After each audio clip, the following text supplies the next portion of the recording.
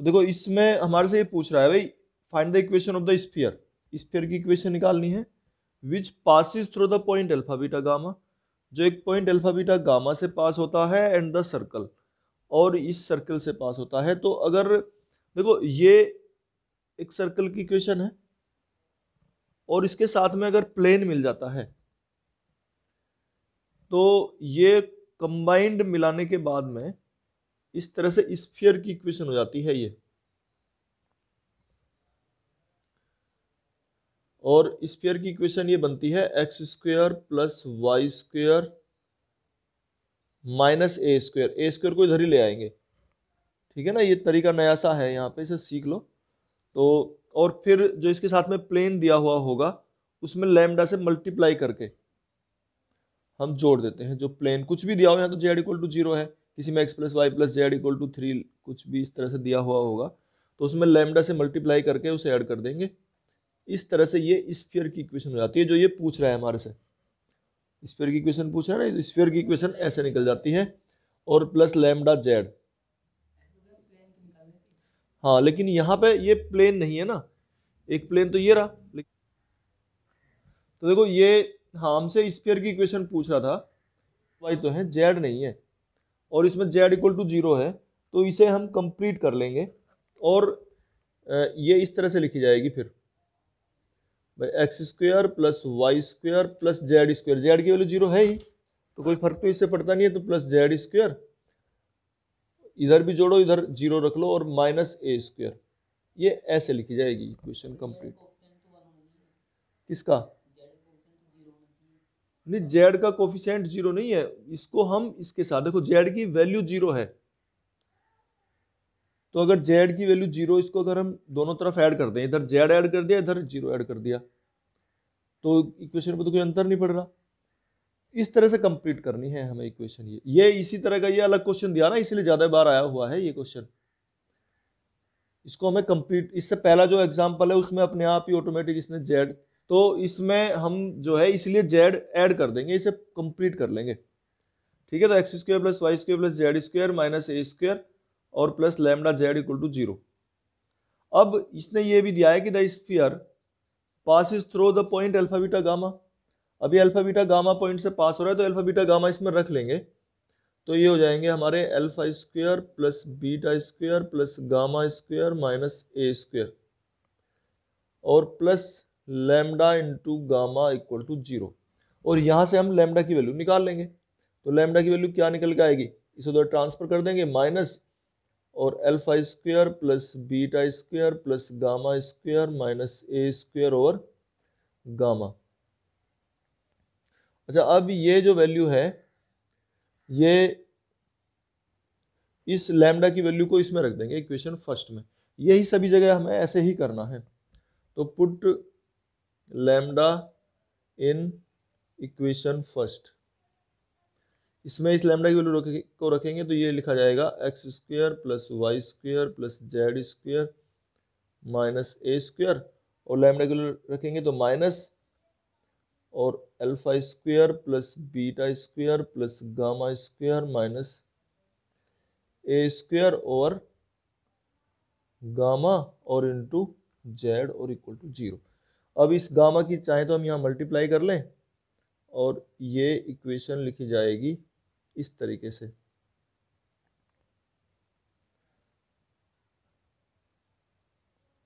Minus A square into z equal to 0। ये हमारी जो हमसे स्फीयर पूछा था, इस तरह से स्फीयर की इक्वेशन निकल कर आती है। ये तरीका है भाई इसका निकालने का। ठीक है, कह रहा है क्वेश्चन में, ये भी इंपॉर्टेंट, ये भी आ रहा है। तो ये इसमें कह रहा है कि x square plus Y square, ये जो सर्कल्स हैं, थ्रू दैट द सर्कल्स, देखो ये एक स्फीयर की इक्वेशन है और ये इसके साथ प्लेन है, और प्लेन और स्फीयर जब मिलते हैं ना एक साथ में, तो ये सर्किल की इक्वेशन है, अगर ऐसे लिखी हुई हो। ध्यान रखो, तुम्हें पहचान नहीं आनी चाहिए। अगर केवल इतना लिखा होता यहां तक, तो ये तो स्फीयर लिखा होता, लेकिन इसके साथ में ये प्लेन भी अगर लगा दिया है, तो ये सर्किल की इक्वेशन है, बन जाती है फिर। अब ये कह रहा है कि ये दोनों सर्कल्स जो हैं, circles lie on the same sphere and find its equation. और इसकी हमें इक्वेशन निकालनी है कि ये दोनों जो सर्किल हैं ये एक ही स्फीयर पर पड़ते हैं, उस स्फीयर की इक्वेशन हमें निकालनी है। तो कैसे निकालते हैं? अभी हमने बताया था कि हम भाई एक स्फीयर निकाल सकते हैं इससे, इसको और इसको मिला के। ये दोनों सर्किल की इक्वेशन है। हाँ, जेड तो आना ही है।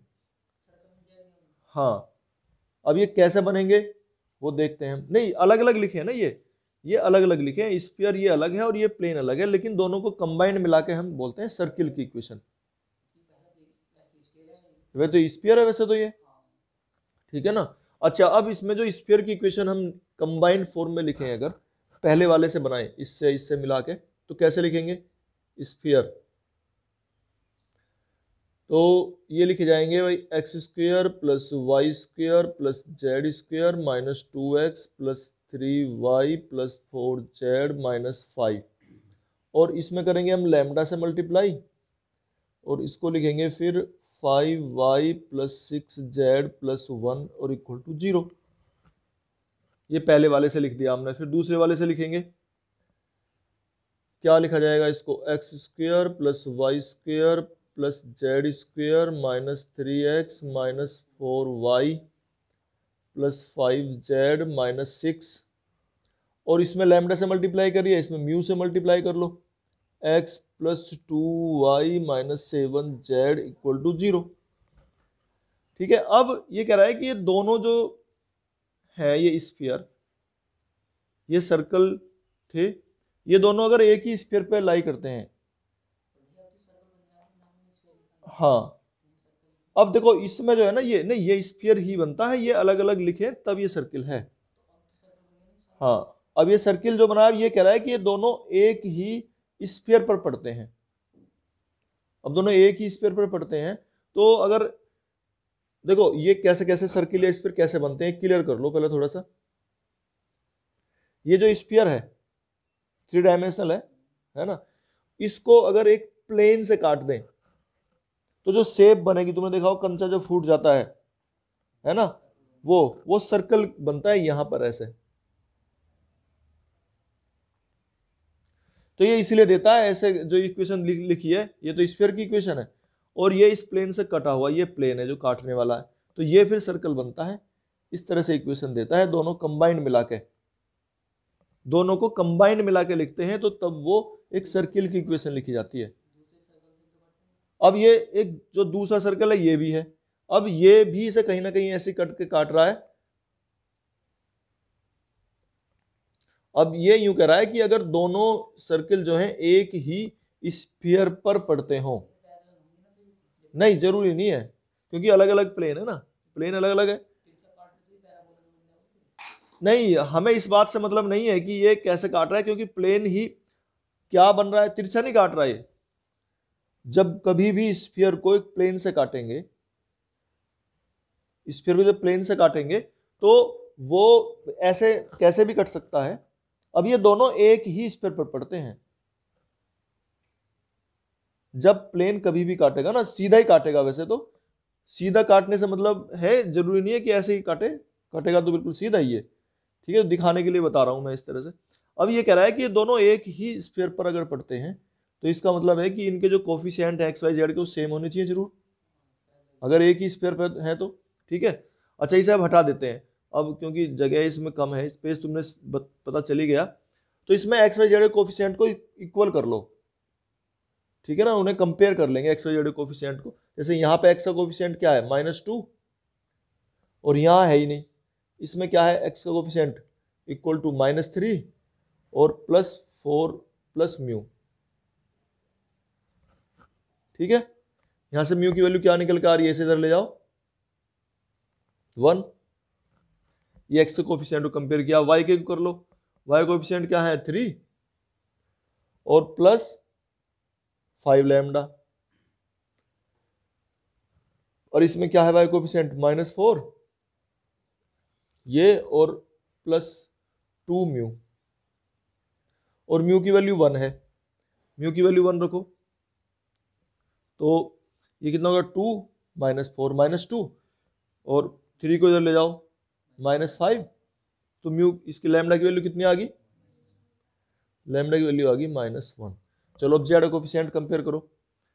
जेड कोफिशिएंट क्या है, देखो इधर तो यहाँ पे 4 और +6 लैम्डा इक्वल टू, यहाँ पे ये कितना है 7z, 7z है भैया,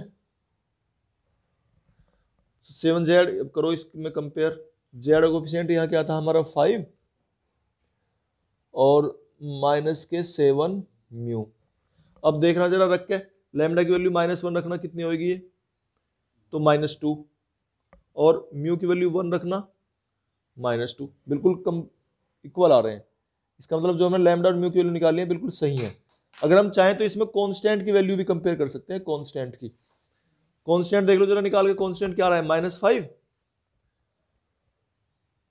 और लैम्डा की यहां मल्टीप्लाई करेंगे तो प्लस लैम्डा, और इस वाले में कांस्टेंट क्या आ रहा है -6, इसमें है ही नहीं, यहाँ पे रखो यहाँ पे लैम्डा की वैल्यू -1, तो -5 -1 -6 इसके इक्वल आ गया।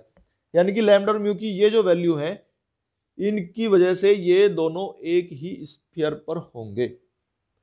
ठीक है, अब अगर हम उसकी इक्वेशन निकालना चाहते हैं, स्फीयर की इक्वेशन, तो वो कैसे निकलेगी। तो स्फीयर की इक्वेशन में लैम्डा की वैल्यू या तो इसमें रख लो या म्यू की वैल्यू इसमें रख लो, दोनों एक ही स्फीयर है, दोनों सेम है, हमने कंपेयर कर लिए हैं। तो क्या बनेगी हम अब equation, put value of lambda in equation first. ठीक है, ये इक्वेशन हमने फर्स्ट ले ली है, ये सेकंड ले ली है, तो इसमें रखो फर्स्ट वाली में लैम्डा की वैल्यू -1। तो ये क्या बन जाएगी इक्वेशन, लिख दो अब इसमें, ये हो जाएगी x² + y² + z²। लैम्डा की वैल्यू -1 रख रहे हैं, तो ये देखो -2x + 3y और -5y, तो -2y + 4z और -6z, तो -2z और -5 और -1 तो -6 इक्वल टू 0। ये हमारी इक्वेशन आ गई है स्फीयर की। ठीक है, अब ये कहता है इसमें, इसकी इक्वेशन निकलवा रहा था एक तो, और अब ये एक चीज और भी पूछ रहा है इसमें, find the value of a for which the plane touches the sphere, तब भी सेम ही आएगी। ठीक है ना, ये तो रख के निकाल सकते हैं क्योंकि हमने कंपेयर कर लिए, वैसे भी म्यू की वैल्यू निकाली थी, इसके लिए सेम ही आने हैं। अभी एक चीज और भी कह रहा है कि ये जो तुमने स्फीयर निकाला है, देखो ये भी बात समझने की है कि अगर ये स्फीयर इसको ये प्लेन टच करता है, जो प्लेन बता रहा है x + y प्लस कितना है ये z, x + y + z equal to a√3, कि अगर ये प्लेन इस स्फीयर को, ये जो हमने स्फीयर निकाला ना, ये अगर ये प्लेन इस स्फीयर को टच करता है तो a की वैल्यू बताओ, बताओ कैसे निकल सकती है a की वैल्यू, है तरीका, परपेंडिकुलर डाल दिया, फिर a की वैल्यू निकालनी है, बताओ कैसे निकालोगे।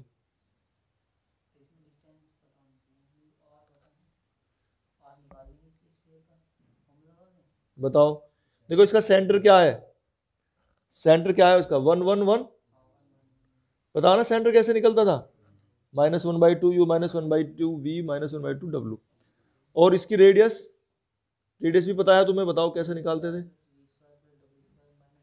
u v w तो यही है, u v w तो यही तो है, तो 1² + 1² + 1² और -d यानी कि +6, और ये कितना हो गया 3 आ गई रेडियस।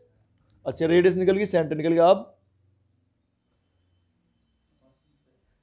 बताओ, हमें a की वैल्यू निकालनी है, हम a की वैल्यू कैसे निकालेंगे, देखो हाँ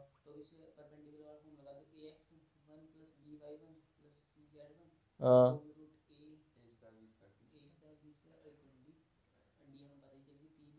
हाँ, देखो अब ये भी चलो ठीक है, बता रहे हो तुमने, बहुत कुछ ठीक बताया वैसे, कि ये जो है ना सेंटर से अगर ये प्लेन इसको टच करता है तो इसकी रेडियस इक्वल होती है परपेंडिकुलर डिस्टेंस के, सेंटर से और प्लेन पर जो डाला गया परपेंडिकुलर है इसकी लेंथ हम निकाल सकते हैं, और इक्वल टू रेडियस के होती है।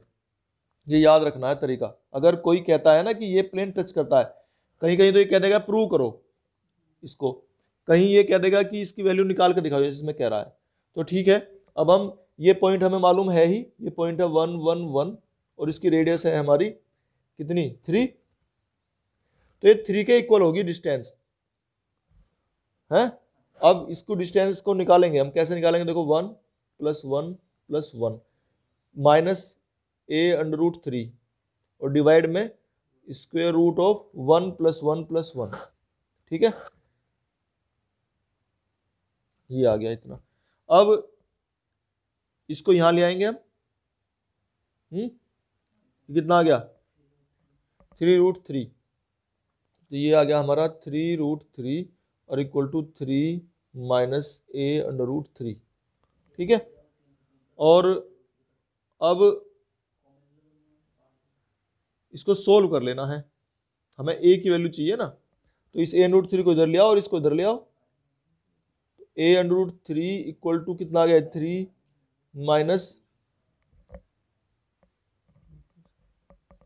हम लिख लेंगे एक ही बात है भाई, परपेंडिकुलर डिस्टेंस है +-3, और इसमें अब हम कितना आ गया, ये a√3 को इधर ले आए तो 3 +-3 √3, ये हमारी इसकी वैल्यू आती है a की निकल के, √3 +-√3 और -3, इसकी वैल्यू को लिख लेना है। देखो ये इसमें, ये तो इक्वेशन किसकी है, यहां तक स्फीयर की इक्वेशन है और ये प्लेन की इक्वेशन है, लेकिन अगर कंबाइंड लिखी है तो इसका मतलब ये सर्कल की इक्वेशन है। अब ये कह रहा है कि find the equation of a sphere for which the circle is a great circle. हमें स्फीयर की इक्वेशन निकालनी है, तो स्फीयर की इक्वेशन कैसे निकालते थे हम, बताओ, तो इक्वेशन ऑफ ए स्फीयर तो कैसे लिखते थे हम भाई, इसमें हम x² + y², थोड़ा सा इसमें समझना है हमें एक बात, -+7y -2z और +2 इक्वल और +2 और प्लस लैम्डा, लैम्डा से मल्टीप्लाई कर देंगे इसमें हम, और 2x + 3y + 4z -8 equal to 0, ठीक है। अब ये कहता है कि ये जो सर्कल है ना, ये ग्रेट सर्कल है। ग्रेट सर्कल कौन सा होता है कि अगर स्फीयर को, देखो मैं बना के दिखाता हूं, ये इसका सेंटर हो गया, अगर ये सर्कल इसको सेंटर से काटता है तो वो ग्रेट सर्कल होता है। सबसे बड़ा सर्कल वही होगा। सर्कल तो यहां भी बनेंगे, यहां भी तो सर्कल बनेंगे, अगर ये प्लेन यहां काटता तो एक यहां भी बनता, लेकिन यही सबसे बड़ा सर्कल बनता है ये इस तरह से काटने पर, तो ये ग्रेट सर्कल है, ये इसने दिया हुआ है। तो स्फीयर की इक्वेशन क्या होगी तब, तो अब देखो इसका जो सेंटर होगा, इसका सेंटर निकाल सकते हैं, बताओ जरा क्या होगा इसका सेंटर। इसमें x तो है नहीं, यहां है x, तो इसे लिखेंगे हम -λ, सेंटर लिख ले रहे हैं इसका, centre of the sphere, lambda की वैल्यू ही तो निकालनी है, तो क्या हो जाएगा, x की वैल्यू क्या हो जाएगी -λ, y का क्या निकालेंगे, u, तो ये हो गया, v क्या निकलेगा, v, देखो ये 7 और -3λ, 7 + 3λ है, तो -7 + 3λ/2, ये v आ गया, और फिर w निकालेंगे तो क्या है -2 और +4λ, तो क्या लिखेंगे इसे, -1 + 2λ, ठीक है। ये हमारा हो गया, ये सेंटर हो गया इसका। अब ये जो सेंटर है, it should lie on the plane if it is a great circle. अगर ये ग्रेट सर्कल बन रहा है तो ये जो सेंटर है ये इस प्लेन पर लाई करेगा फिर, क्योंकि प्लेन इसे यहीं से तो काट रहा है, ये प्लेन ही तो काट रहा है, तभी तो बना सर्कल। ये इस प्लेन ने ऐसे काटा स्फीयर को, सर्कल बन गया। तो अगर ये ग्रेट सर्कल बन रहा है तो इसका मतलब इसका सेंटर जो है प्लेन पे पड़ना चाहिए, और प्लेन ये दिया हुआ है हमें। तो अब इसे ही रखेंगे हम, centre should lie on the plane if it is a great circle, if it is a great circle, ठीक है ना। अगर ये एक ग्रेट सर्कल है तो ये फिर प्लेन पे लाई करना चाहिए। अब प्लेन पे लाई करेगा तो हम इसे लिखेंगे, देखो x की जगह पे क्या रखेंगे, -2 लैम्डा, लैम्डा रख रहे हैं, रिप्लेस कर रहे हैं, इसको रखेंगे 3y, तो ये माइनस हो गया 3 into 7 plus 3 lambda by 2 plus 4z, 4 into -1 plus 2 lambda, और लैम्डा की वैल्यू आ जाएगी -1। और जब लैम्डा की वैल्यू -1 इसमें रखेंगे इस इक्वेशन में, तो इक्वेशन बनेगी स्फीयर की x² plus y² plus z² -2x plus 4y और -6z प्लस 10 इक्वल टू 0। ये आ गई हमारी स्फीयर की इक्वेशन। में ये कह रहा है कि find the radius and centre, radius निकालनी है और सेंटर निकालना है ऑफ द सर्कल। सर्कल के, अब सर्कल देखो कहां बनेगा, ये तो इसने स्फीयर दिया और ये प्लेन दिया, तो अभी हम जैसे बात कर रहे थे कि अगर स्फीयर और प्लेन एक साथ लिखे हैं तो वो सर्कल की इक्वेशन है। ये तो स्फीयर की इक्वेशन है तो ये तो हमने स्फीयर बना दिया, ये प्लेन की इक्वेशन है तो ये प्लेन बना दिया। अब ये प्लेन इसे काट रहा है और इस प्लेन ने काट कर इसको अलग कर दिया, इतने हिस्से को, नीचे वाले को, ये इमेजिन करो, ठीक है ना, इसे इतने हिस्से को काट के अलग कर दिया। तो अब यहां तुमने देखा होगा जब कंचा फूट के अलग हो गया ना, ये तो ये हमारा एक सर्कल की फॉर्म बनती है ये, ठीक है। अब हमें इस सर्कल की, जो सर्कल बना है, इसका सेंटर निकालना है और इसकी रेडियस निकालनी है। ये सेंटर इसमें यहां होगा, ठीक है, और यहां से यहां तक इसकी रेडियस होगी, वो निकालनी है। जबकि हमें ये दिए हुए हैं एक स्फीयर और एक ये प्लेन। अब हम कैसे कैसे निकालते हैं ये हमें देखना है। देखो ये जो स्फीयर दिया हुआ है इसका सेंटर हमने मान लिया C1 है, ठीक है, इसका सेंटर तो निकल सकता है आसानी से। स्फीयर का सेंटर निकाल लो जरा, क्या होगा बताओ, सेंटर ऑफ स्फीयर, x तो है ही नहीं इसमें तो 0 हो गया, y का 1 हो गया और z से यहां से 2 हो गया, ठीक है। इसकी रेडियस भी निकल सकती है, इसकी रेडियस को हम कैपिटल R से लिख लेते हैं, ठीक है। तो R क्या निकलेगी, square root of u² plus v² plus w² है ना, तो 0 का स्क्वायर और प्लस 1 का स्क्वायर प्लस 2 का स्क्वायर 4 और -d, इसको इधर ले आओ, है ना, तो प्लस 15 हो गया ना, ये प्लस 11 सॉरी, है ना, और 11 और 4 15 और 1 16 और इसका स्क्वायर रूट आ गया 4। तो इस तरीके से इसकी रेडियस हमारी 4 आ गई। अच्छा अब बताओ कैसे निकल सकती है इसकी रेडियस, नहीं अभी और देखो कैसे निकलेगी। ये यहां से सेंटर हमें पता है कितना, 0 1 2, तुम इस प्लेन पर परपेंडिकुलर डाल दो, ठीक है ना, ये परपेंडिकुलर डिस्टेंस निकल आ जाएगी, कितनी आएगी ये निकाल लेते हैं परपेंडिकुलर डिस्टेंस। इसको C बोला था हमने, इसको हम P बोल देते हैं, P, और इसको Q ऐसा रख दिए नाम, तो CP निकल जाएगा, CP perpendicular distance from C to P। तो इस पे क्या आ जाएगी ये बताओ भाई, हमारा प्लेन में रखेंगे ना, यहाँ पे 0 1 रखेंगे तो 2 यहाँ पे रख रहे हैं, और 2 इंटू 2 4 और 15 को इधर ले आओ -15 upon square root of x का कोफिशिएंट 1, y का कोफिशिएंट 4 और z का कोफिशिएंट 4, ठीक है। तो ये इसे सोल्व कर लेंगे, कितने आ गए, -9 ऊपर और नीचे 3, तो कितने आ गई है -3, यानी कि डिस्टेंस तो हम +3 ही लेंगे, ठीक है ना, परपेंडिकुलर डिस्टेंस। तो देखो अब ये 3 आ गई, वो 4 है, तो अब ये बताओ PQ कितना जाएगी। ये अब राइट एंगल ट्रायंगल बना हुआ है, तो 4 का स्क्वायर यानी कि हम लिख लेंगे इसको CQ² और -CP², तो कितना आ गया 16 माइनस 9 कितना आ गया, √7। ठीक है, ये हमारी इसकी आ गई है रेडियस PQ। PQ रेडियस तो है इसकी, सर्कल की रेडियस है PQ √7। अच्छा, इसमें हमें इसका सेंटर और निकालना है। अब सेंटर बताओ कैसे निकालोगे? सेंटर यानी कि P के कोऑर्डिनेट निकालने हैं। P सेंटर है इसका सर्कल का, इसके कोऑर्डिनेट निकालने हैं। बताओ कैसे निकलेंगे? अब हम निकालेंगे equation of the line, equation of the line CP। इस CP की इक्वेशन निकालेंगे हम। कैसे निकलेगी? बहुत आसान है। देखो ये प्लेन है, ये वाला प्लेन है ना, और CP क्या है? नॉर्मल है इसका, नॉर्मल है CP। ठीक है, और अगर ये नॉर्मल है तो जो प्लेन के XYZ कोफिशिएंट है, नॉर्मल के डायरेक्शन रेशो ही होते हैं। प्लेन के नॉर्मल की डायरेक्शन रेशो तो होते हैं, ये हमने कई बार यूज भी करे हैं। प्लेन के नॉर्मल के डायरेक्शन रेशो है ये।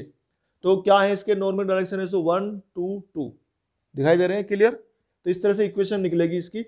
और ये जो लाइन है CP, it is passing through the point C and we know the centre of the sphere, that is 0 1 2। ये है ना, तो the line passes through the point C and is perpendicular to the plane. ये जो line है ये C से pass हो रही है और इस प्लेन के परपेंडिकुलर है। दिख रही है क्लियर? तो जब C से पास हो रही है तो लिख दो x माइनस 0 अपॉन 1। 1 कहाँ से यूज कर रहे हैं बता दिया मैंने, और y माइनस 1, ये वाला 1 लिया है, और अपॉन ये 2, और z माइनस ये 2, और अपॉन ये 2। ये लाइन क्या आ गई? इक्वेशन CP लाइन की, क्योंकि ये नॉर्मल है। फिर से बता रहा हूं एक बार, ये प्लेन का नॉर्मल है, और जो प्लेन के कोफिशिएंट लिखे होते हैं XYZ के, ये नॉर्मल के डायरेक्शन रेशो होते हैं, और ये CP नॉर्मल है, तो इसके नॉर्मल के डायरेक्शन रेशो में मालूम हो गए, ये 1 2 2। और जो ये है ये पास हो रहा है C से, और C के पॉइंट के कोऑर्डिनेट है 0 1 2। ठीक है, अब ये एक लाइन की इक्वेशन आ गई CP की, और this line CP intersects the plane at point P and we have to find the centre of the circle which is P। ठीक है ना, P। अब देखो कैसे निकलेगा ये, इसे इक्वल टू R मान ले, इस तरीका तो हम जानते ही हैं। ठीक है, तो कोऑर्डिनेट्स ऑफ P बताओ क्या होंगे? P के कोऑर्डिनेट क्या होंगे? इससे निकाल लेंगे हम। यहां इसकी कंपेयर करेंगे तो R आ गया, x की वैल्यू तो R आ गई, y क्या आ जाएगी 2R + 1, और z क्या आ जाएगी 2R + 2। ये एनी पॉइंट होते हैं वैसे लाइन पे। अब इसे हम जहां यूज करना चाहते हैं वहां R की वैल्यू निकल के आ जाती है। हम ये मान रहे हैं कि ये P के ही कोऑर्डिनेट है अगर, तो P lies on the plane. P जो पॉइंट है वो इस प्लेन पर लाई कर रहा है। ठीक है ना, P lies on the plane. जब ये इस प्लेन पे लाई कर रहा है तो इसे सेटिस्फाई करेगा, और अगर सेटिस्फाई करेगा तो इसमें रख लो R + 2 2R + 1 + 2 2R + 2 = 15। सोल्व कर लो इसे। R ये कितना हो गया 4R और 4R 8 और 1 9R, और ये 2 और ये 4 6 = 9। R की वैल्यू कितनी आ गई 1। ठीक है, अब R की वैल्यू 1 आ गई तो ये P पॉइंट कोऑर्डिनेट निकल आए। तो P पॉइंट क्या आ जाएगा निकल के हमारा, बताओ 1 और 3 और 4। ठीक है, ये आ गया P पॉइंट कोऑर्डिनेट। यही हमारा सर्कल के सेंटर है P, ये हमें निकालना था। ठीक है, में भाई ये हमारी स्फीयर की इक्वेशन है, ये प्लेन की इक्वेशन है, लेकिन एक साथ लिखी है तो ये किसकी इक्वेशन है? सर्किल की इक्वेशन है। ठीक है, अब तो ये क्लियर होना शुरू हो गया। अच्छा, अब ये कह रहा है, इसमें एक कंडीशन दी है इसने कि ये जो है एक स्फीयर की इक्वेशन निकालनी है which touches the plane z = 0। देखो इसने लिखा है स्फीयर की इक्वेशन निकालनी है which touches the plane z = 0। ये z = 0 प्लेन को टच करता है स्फीयर। तो ठीक है, इससे स्फीयर की इक्वेशन बनाओ, इन दोनों को मिला के क्या बनेगी बताओ, स्फीयर की इक्वेशन क्या बनेगी, x square plus Y square plus Z square minus 1 और प्लस लैम्डा की मल्टीप्लाई कर लेंगे तो 2x plus 4y plus 5z और माइनस 6 इक्वल टू 0। ये स्फीयर की इक्वेशन आ गई। And this sphere touches the plane z equal to 0। तो इस स्फीयर का हम सेंटर निकाल सकते हैं। बताओ जरा सेंटर क्या होगा।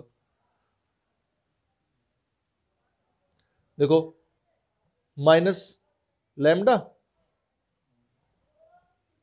माइनस 2 लैम्डा और ये कितना है 5, तो कितना हो जाएगा -5/2 लैम्डा। ये इसका सेंटर आ गया। ठीक है, और रेडियस बताओ इसकी रेडियस क्या होगी।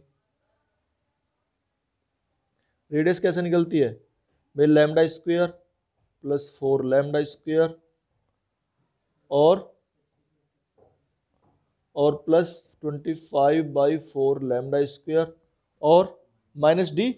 अब डी कहाँ है इसमें, देखो ये रहा, ये भी माइनस में है और ये भी माइनस में, तो ये प्लस हो जाएंगे दोनों। कितना लिखोगे इसे, +1 + 6 लैम्डा, ये हो गया। अच्छा, ये रेडियस होगी। अब अगर ये स्फीयर इस प्लेन को टच करता है z इक्वल टू 0 को, तो उस पर डाला गया जो परपेंडिकुलर होगा सेंटर से, वो रेडियस के इक्वल होगा। ठीक है, तो इसका सेंटर तो ये है, इससे z इक्वल टू 0 पर डाला गया परपेंडिकुलर लिखो और इक्वल टू रेडियस। तो perpendicular on z equal to 0 and from, कहां से है ये, फ्रॉम सेंटर। ठीक है ना, सेंटर से जो डाला गया परपेंडिकुलर होगा वो इक्वल टू रेडियस के होगा। बस इसे इक्वल रख दो, ये रेडियस हमने निकाल रखी है। तो z इक्वल टू 0 में रखेंगे तो क्या रखा जाएगा, केवल यही वैल्यू रखी जाएगी z की, और तो है ही नहीं उसमें कुछ भी।